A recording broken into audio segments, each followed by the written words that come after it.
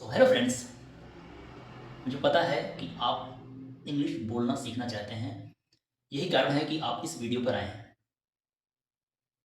सो क्या लॉजिक है, क्या वो तरीका है जिससे लोग इंग्लिश सीख कर बोलना स्टार्ट कर देते हैं। तो सबसे बेसिक तरीका यही है कि आप जिस चीज़ के बारे में ऑलरेडी जानते हैं इंग्लिश में, उस चीज़ को आपको बोलना होगा। कोई नहीं मिल रहा बोलने को, खुद से ही बड़बड़ाइए, खुद से ही बातें करिए, खुद अकेले में रह के घर में कोई भी शब्द, कुछ भी सेंटेंस बोलिए, बट बोलना है। अगर आप इंग्लिश जानते हैं लेकिन बोलना नहीं चाहते हैं, इट इज़ नॉट पॉसिबल कि आप इंग्लिश बोल भी पाएंगे। ठीक है, तो जो भी मैं सिखा रहा हूँ आपको उसे बोलना है। चाहे कहीं आप मार्केट में जा रहे हैं, बाजार में जा रहे हैं, दुकान पे जा रहे हैं, याद करिए कि जो आप बोलने जा रहे हैं क्या इसे इंग्लिश बोल सकते हैं आप। अगर यस, जरूर बोलें। ठीक है दोस्तों, चलते हैं आज की क्लास में। कुछ खास सीखने वाले हैं और यकीन मानिए दिल खुश हो जाएगा आपका, मज़ा आ जाएगा। तो शुरू करें। चलिए दोस्तों, शुरुआत करते हैं।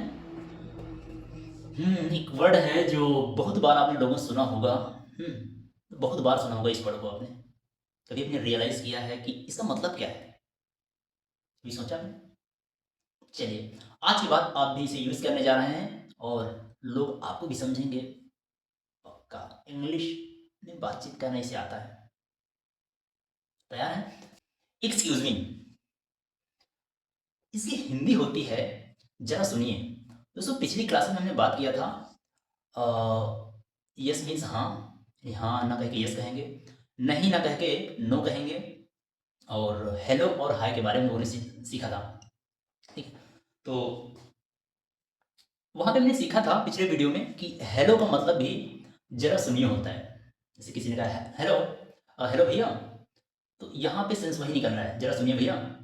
या आप किसी का ध्यान खींचना चाहते हैं, उस सेंस में यूज़ करते हैं आप हेलो का।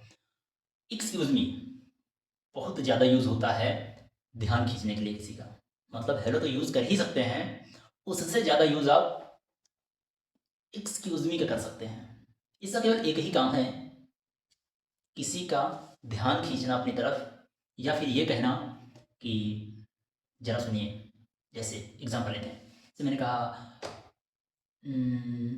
एक्सक्यूज मी अंकल, थोड़ा साइड हो जाइए।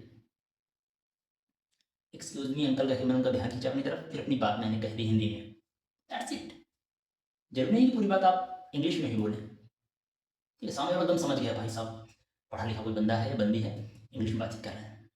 ठीक है, एक्सक्यूज मी भैया, थोड़ा जगह दे दीजिए, मुझे आगे जाना है। एक कहते हैं ना साइड मांगते जब कोई सामने खड़ा है और वो मुझे नहीं सुना, मैं इधर नहीं देखा, मैंने कहा एक्सक्यूज मी भैया थोड़ा साइड हो जाइए। एक्सक्यूज मी भैया, क्या 10 वाला पेन है क्या आपके पास?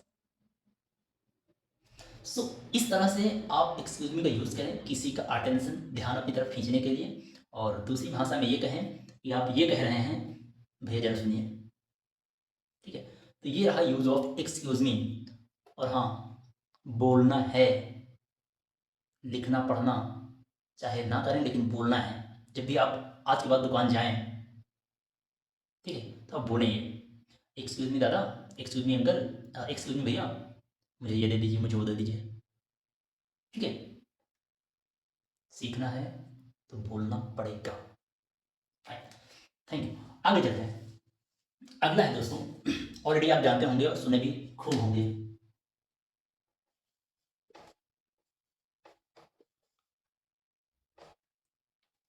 सॉरी। इसकी तो हिंदी लिखने की जरूरत आई होप नहीं है, सभी लोग जानते हैं इसका मतलब।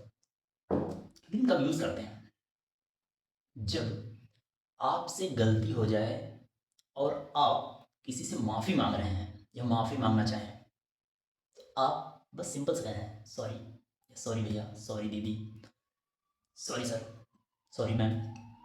क्योंकि आपसे गलती हो गई है और उस गलती को आप स्वीकार कर रहे हैं, इसीलिए आप क्या कह रहे हैं, सॉरी।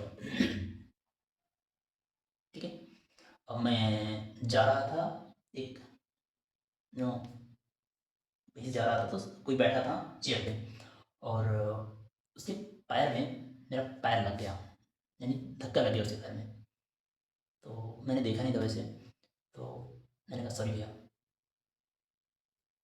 उसने भी यही कहा सॉरी भैया। उसे लग रहा कि उसकी गलती है और मुझे लगा कि मेरी गलती है। ठीक है, तो सॉरी हम किसी से क्षमा मांगने के लिए करते हैं। इस बदले में अगर आप माफ़ कर देते हैं किसी को, जैसे मैंने कहा सॉरी सॉरी भैया, तो अगर आप मुझे माफ़ कर देते हैं तो एक वर्ड आप बोल सकते हैं। वो क्या है? वो ये है,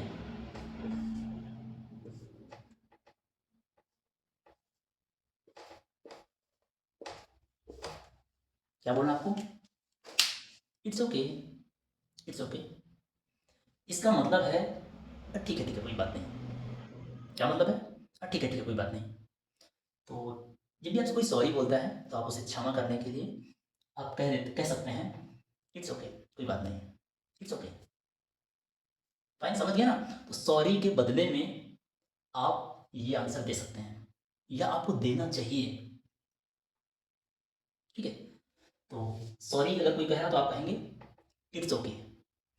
और अगर आप सॉरी कह रहे हैं तो सामने वाले की भी उतनी जिम्मेदारी बनती है कि वो भी बोले इट्स ओके। लेकिन ज़रूरी है क्या कि सामने वाला बोले ही? आप अपना कर्तव्य करिए, ठीक है, खुद को बेहतर बनाइए। तो ये रहा सॉरी एंड इट्स ओके। कुछ और भी बताऊँ क्या? मुझे लगता है इतना काफ़ी है। मेरा पर्पज़ आपको केवल पढ़ाना नहीं है। मैं चाहता हूँ जितना पढ़ाऊँ आप उसका यूज़ कर पाएँ। और जब हम बाहर निकलते हैं तो भाई साहब इन तीनों का ज़बरदस्त यूज़ है। आप घर से बाहर निकलिए, कहीं शहरों की तरफ निकलिए, बस गाँव छोड़िए, आप देखिए फिर, ठीक है, दुकान पर, मार्केट पे, रेस्टोरेंट पे, होटल में, बड़े लोगों के बीच जब जाएँगे तो आपको महसूस होगा कि वो शब्द कहाँ हैं जिनको मुझे यूज़ करना है। तो एक्सक्यूज़ मी भैया, एक चम्मच दे दीजिए ज़रा। एक्सक्यूज़ मी भैया, ज़रा भैया को बुला दीजिए। देखिए ना जादू। अगला, सॉरी यार, इट्स ओके। ये रहे जादुई वर्ड्स। उम्मीद करते हैं समझ में आया होगा। प्लीज़ आपको बोलना है, मैं बार बार यही बात कह रहा हूँ, हर वीडियो में यही कह रहा हूँ, जब तक आप नहीं बोलेंगे आप नहीं बोल सकते इंग्लिश। ठीक है, और हम उस बेस से उठाया इंग्लिश को हमने कि यकीन मानिए आप जल्द से जल्द इंग्लिश बोलना स्टार्ट कर पाएंगे। ठीक है, मैं अगर इतनी मेहनत कर रहा हूँ आपको सिखाने के लिए, आप क्या अपने लिए नहीं कर सकते हैं? क्वेश्चन करिए और आज से स्टार्ट करिए बोलना। Fine, thank you so much. जब भी आप बात करना स्टार्ट करें दिमाग में आनी चाहिए मुझे इंग्लिश में कोशिश करना बातचीत करने की, बाहर कहीं जा रहे हैं तो। Fine, thank you so much. मिलते हैं नेक्स्ट वीडियो में।